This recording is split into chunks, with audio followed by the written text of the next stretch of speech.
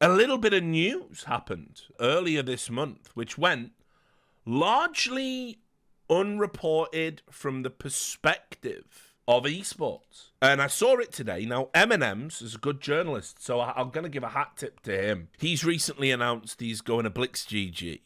I don't know if it means he's going to leave Dust 2 in its entirety, but he's a good journalist, and respect his work and his contributions.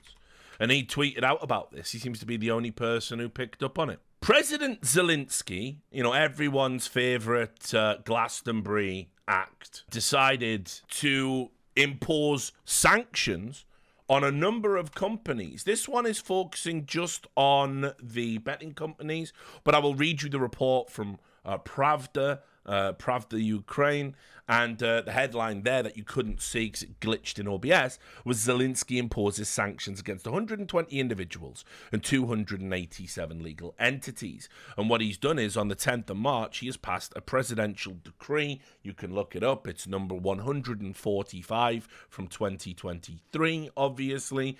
And what it does is it is to support the National Security and Defense Council of Ukraine by taking economic and restrictive measures, aka sanctions, against companies in Ukraine that use offshore or other financial schemes to put money into other countries, in some cases, including Russia. Now, one of the things that all companies have had to comply with in Ukraine is if any aspect of your business was profiteering from Russian money, if you were offering services to Russian people, if you had a website that operated in Russia, it all had to stop. You are no longer allowed to comply. And so this has been simmering for a while in Ukraine, and now in March 10th, Zelensky gave a 4-minute monologue to camera, as is his way, and basically said, I've passed this decree because these companies are hurting the Ukrainian economy while benefiting from the Ukrainian people, while we are under the yoke of Russia and our allies aren't doing enough for us. And, you've heard that speech a million times by now. So this is the story, because Parimatch, you'll remember Parimatch, don't you?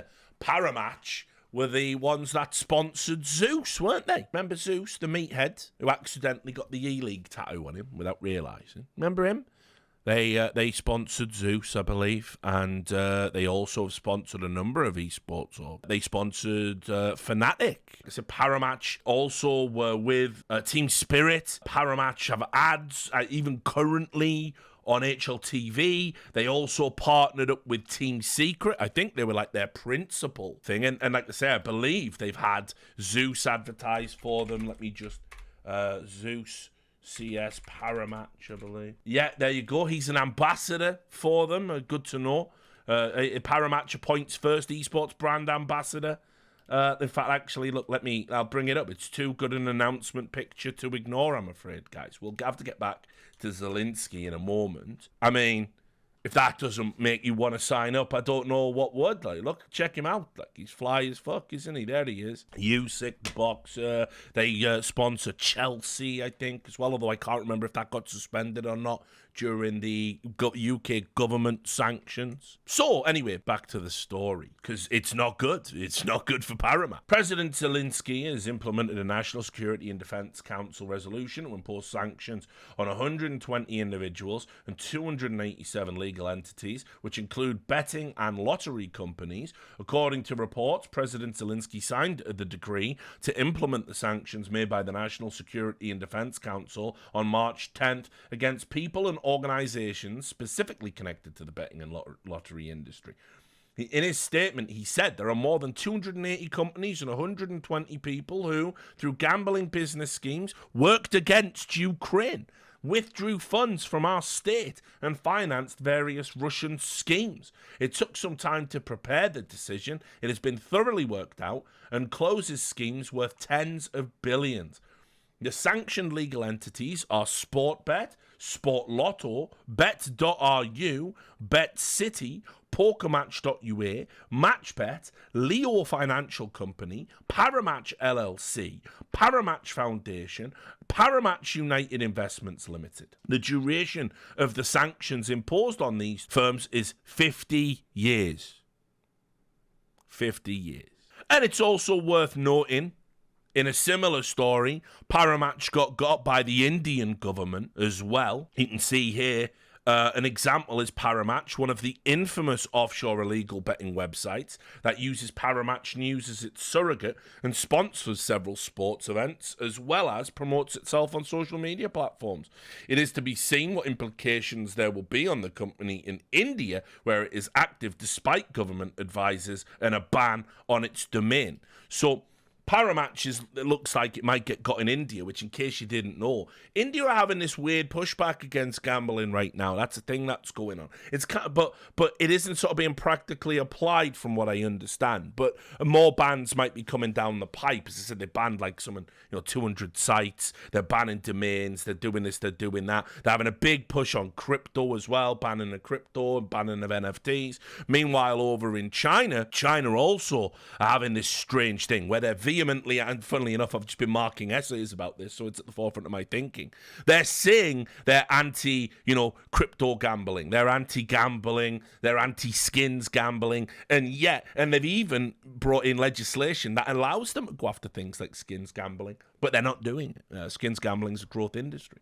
So it's a strange time. But this, because it's related to the war effort, boom, 50 years, get fucked. And listen, as Parimatch have responded. Parimatch LLC, one of the biggest players in the Ukrainian market of online casinos and betting, has said it believes the sanctions imposed against it by a presidential decree is a planned campaign against the company, and claimed that some employees of the security service of Ukraine, the SBU, put pressure on the company. So now he's saying, oh, look, we're not doing nothing wrong. It's all a fit up, and we've even had intelligence operatives putting pressure on us behind the scenes. Their quote says, "We believe this is a planned campaign against Parimatch LLC and its team, the Parimatch brand, and the entire Ukrainian business. We appeal to the President of Ukraine, who is the guarantor of the observance of the Constitution of Ukraine, human and civil rights and freedoms, and ask him to verify the facts and take appropriate actions regarding all illegal violations by the security service of Ukraine." According to the document, Parimatch is a brand created by Ukrainians, developed by Ukrainians, employed and owned by Ukrainians. The company is also an employer for more than 2,000 people in Ukraine. In March 2021, the company received licenses for betting and online casinos. Over 2 years, the company's paid out more than $850 million in taxes, fees, and license fees to the state budget of Ukraine. Since the beginning of the full-scale war, the Parimatch brand has ceased operations in Russia and banned any use of the brand, the company's technical solutions, and any presence in the territory of the aggressor country. As reported on March 10th, President of Ukraine Zelensky enacted a decision of the National Security Defense Council on the introduction of financial sanctions against 120 individuals and 287 legal entities. So it's interesting because such are the times. I mean, we've got a handful of esports journalists that would cover this beat. But Parimatch Esports investment is ridiculous. They offer esports betting on their website. They advertise on big websites. They partner with tournaments, probably tournaments you haven't even heard of, but they've done it for big ones. They were the official partner for the Annie Major that We Play run. Obviously, We Play, another Ukrainian company. And this is another massive hit for the esports ecosystem, whether we know it or not. Why? Well, because there's hardly any sponsors right now. I've talked extensively about how the type of money you can take in esports is so limited these days. It's actually crazy. The type of opportunities that you have. And the one big area we've got that is still consistently investing in esports right now is gambling. It is betting money. It is betting partners. And so every time one of these gets shut down, regulated, there's a scandal, people protest against it. It's another one chalked off a dwindling list. We're getting to a stage where ultimately independence will be impossible because of this. And once you start taking away the sponsors, the people that haven't already sold out to the Saudis and everything else, they're suddenly under more financial pressure to do so, aren't they? So this is one of those stories that's happening in the real world, in the background, that's going to have a profound impact on esports. We just don't know it yet.